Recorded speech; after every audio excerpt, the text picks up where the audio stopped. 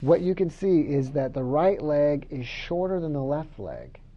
If you even take out the rotation, you can still see that the right leg is shorter than the left leg.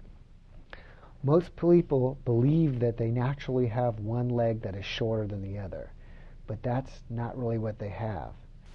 This right leg is short because the sacroiliac joint up top is jammed and the muscle is in spasm pulling it up.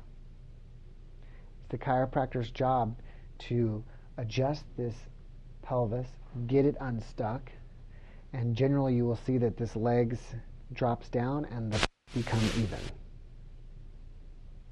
Okay, I'm going to adjust this pelvis using this table that's called a drop table.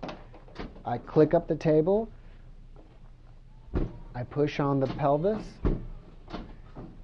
in one direction, I have the person cross their legs, and then I adjust the pelvis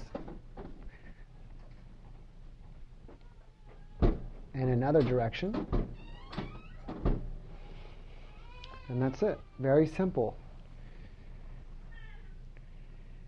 And the legs are even.